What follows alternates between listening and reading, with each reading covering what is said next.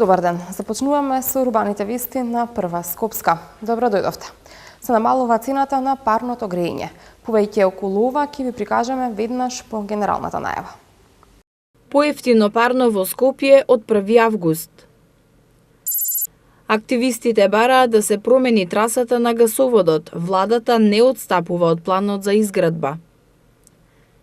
Нова улица во должина од 750 метри во Ржаничино. За Илинден, Иванов на Мечкинкамен, Заев во Пелинце. Регулаторната комисија за енергетика на денешната седница одлучи да ја намали цената што ќе ја плаќаат граѓаните на град Скопје за потрошена топлинска енергија од 1 август годинава. Регулаторната комисија за енергетика на денешната седница одлучи да ја намали цената што ќе ја плаќаат граѓаните на град Скопје за потрошена топлинска енергија од 1 август годинава. Како што информира председателот на Регулаторната комисија за енергетика Марко Бислимовски, цената за дистрибуција на потрошувачите на БЕК се намалува за 3,1% за Скопје Север, за 0,76%, а за ЕЛЕМ енергетика 1,13%. Намалувањето, како што кажа, доаѓа во услови кога цената на природниот газ е за 40% повисока во однос на лани. Покрај тоа, Регулаторната комисија за енергетика за 8,4% ја намали и цената за фиксните трошоци, односно цената што ја плаќаа исклучените корисници од системот за топлинска енергија. За септември најави дека заедно со представници на БЕК и Сдруженијето НОПАСАРАН на незадоволните исклучени од системот за топлинска енергија, Регулаторната комисија ќе работи на донесување нови подзаконски акти за регулирање на обврската што ја имаат исклучените корисници. Активистите бараат да се промени трасата на гасоводот на Водно. Владата не отстапува од планот за изградба, со изговор дека гасоводот е еколошки проект кој ќе има поголема корист отколку штета за екологијата. Активистите кои се за заштита на парк шумата Водно бараат да се тргне градежната механизација оттаму, додека не се добие конечна одлука од страна на владата за изградба на гасоводот оттаму и што мислат сите засегнати институции кои треба да помогнат да се реши проблемот. Тие бараат стручна, а не општа студија од Министерството за животна средина, со нова оценка како изградбата на гасоводот ќе влијае на животната средина на заштитеното подрачје. Во однос на изборот на Водно како траса, за која владата вели дека е најкратка и најисплатлива, активистите велат дека финансискиот и временскиот аспект за трасата да поминува на јужната наместо на северната страна не може да бидат над деградацијата на нашето природно богатство. Според Слаѓана Стаменкова од Сдруженијето Екодзвон, апсолутно е недозволиво преку Водно да проаѓа трасата на гасоводот во смисла на загрозување на биолошката разновидност и миграција на животинските видови од нивните постојани живеалишта, што ја зголемува опасноста од нивно исчезнување. Затоа е добро, ако е возможно да се направат напори, секоја измена која ќе се прави да биде во соработка со невладени организации и јавно да биде презентирана, вели Стаменкова. Од владата пак реагираат дека во овој момент нема градежни активности на Водно, а механизацијата е присутна на локацијата веќе 4 месеци. Во наредниот период планирани се активности во деловите каде не е предвидена измена на трасата, односно деловите каде нема загрозување на животната средина, соопштуваат од владата. Оттаму додаваат дека новата траса ќе предизвика поголеми трошоци, но по таа цена ќе се обезбеди најмала можна штета врз животната средина. Како компензација на оштетената вегетација ќе се засади нова во неколкукратно поголеми количини.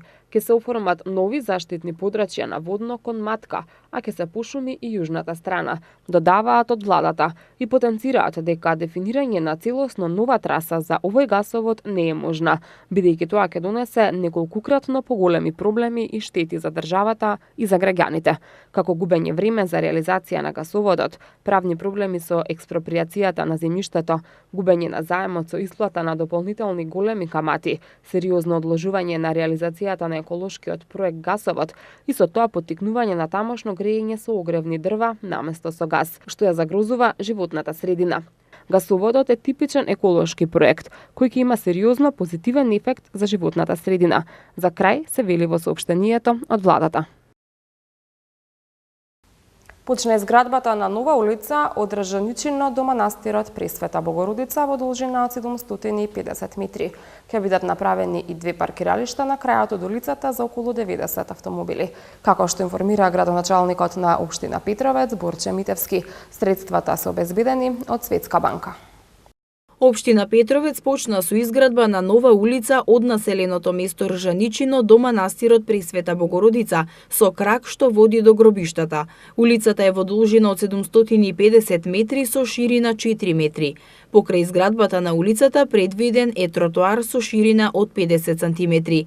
Како што информираше за прва Скопска градоначалникот на Петровец Борче Митевски, парите се обезбедени од ЕУ фондовите на Светска банка.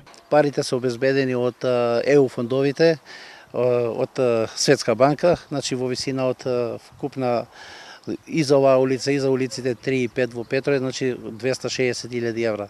Со изградбата на улицата ќе биде направен и паркинг простор кај гробиштата за околу 60 автомобили и уште еден помал простор за паркирање пред манастирот Пресвета Богородица за 30 возила.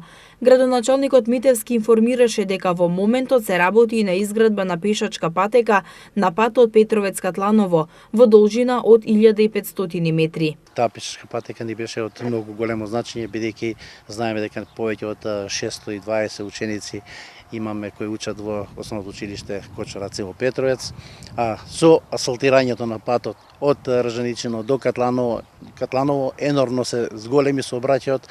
Тој сообраќај зголеме поради тоа што голем број на возила ја избегнуваат патарината и поминуваат низ Петровец, низ Ржаничино и се уклучуваат во Катланово, со самото тоа и ја загрозуваат безбедноста на учениците. Во следниот период, општина Петровец ќе продолжи со поставување на канализациона мрежа. Како што рече Митевски, општина Петровец ќе аплицира за добивање средства од Светска банка за изградба на канализационен систем, како и изградба на улици во Петровец и Ржаничино.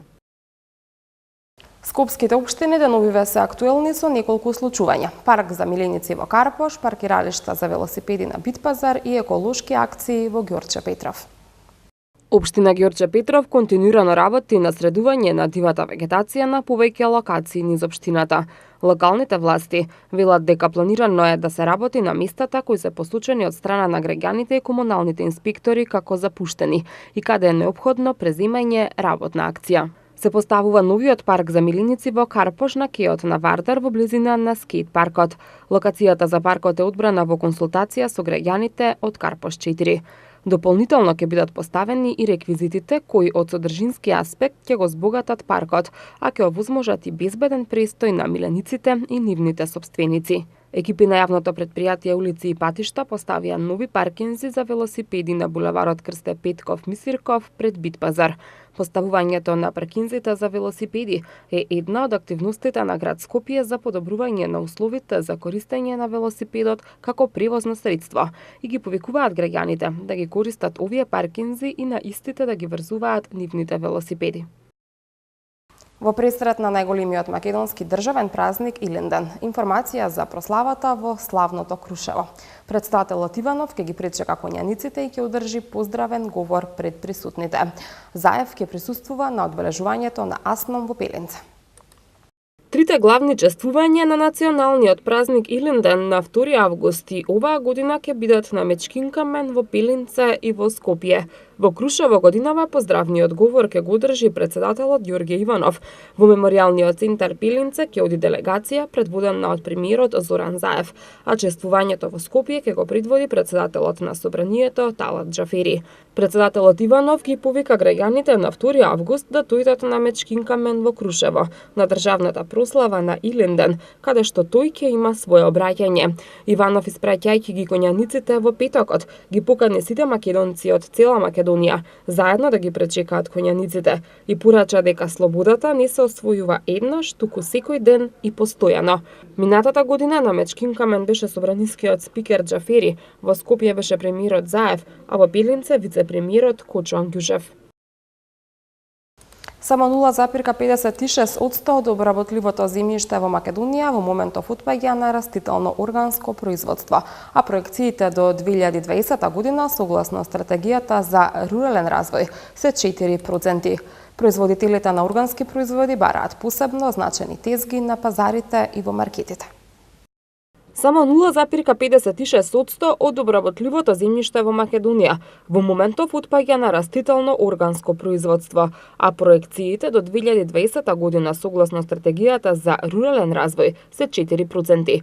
Во сточарството состојбата е нешто поинаква. Лани 3,57% од производството било органско, што е речиси 4%, колку што изнесува и проекцијата за 2020 година. Организацијата на потрошувачи укажа на потребата од следење на најновата европска регулатива за органско производство, што беше донесена во мај годинава, а ќе почне да се спроведува од 1 јануари 2021 година. Регулативата предвидува низа олеснување за производителите, меѓу кои групно сертифицирање, што ќе овозможи и пониски трошоци, мешани фарми за органско и конвенционално производство, како и избегнување на годишните контроли, односно нивно спроведување на секои 2 години. На денешната промоција на студијата Органската храна поблиску до потрошувачите беше нагласена потребата од здружување на органските производители по агресивна кампања на нивните производи, како и обезбедување посебни тезги на зелените пазари и посебни места во маркетите со цел поголема видливост на органските производи за потрошувачите. Став на производителите е дека националните планови и стратегии за органско производство не треба да се прават во канцеларија со минимално учество на производителите, туку со комплетна проценка и земање во предвид на состојбите од терен. Регионалниот центар за управување со кризи на град Скопје информира дека во текот на утрешниот ден повеќе делови од Скопје ќе останат без електрична енергија. Корисниците од улицата Славејко Арсов во општина Центар утре од 8:30 до 10 часот и 30 минути ќе останат без напојување со електрична енергија. Од 9 до 15 часот и 30 минути без струја ќе бидат и корисниците од улицата Дане Крапчев од број 20 до број 28, од улицата Црвена вода и од булеварот Партизански одреди, лоцирани позади Невромедика, како и од број 40 до број 46 во општина Центар. Во периодот од 9 до 17 часот без електрична енергија ќе бидат и корисниците од улицата 1 во село Огњанци, како и на почетокот на сред село. Од 9:30 до 11 часот и 30 минути без струја ќе бидат дел од корисниците од улицата 1 во село Студеничани.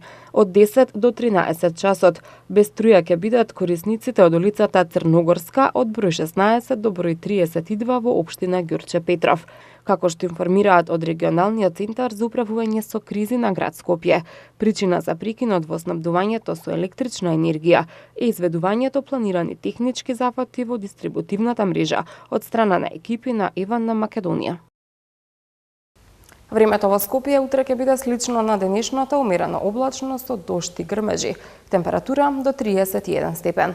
Во среда температурата ќе го достигне 32, а во четврток 31 степен. Во петок се очекува стабилизирање на времето со температура до 32 степени. И уште една информација. Герајнт Томас од Велика Британија е победник на 105-то издание на велосипедската трка Тур де Франс 2018. Останете понатаму со наследуваат спортските вести. Од мене, довидување.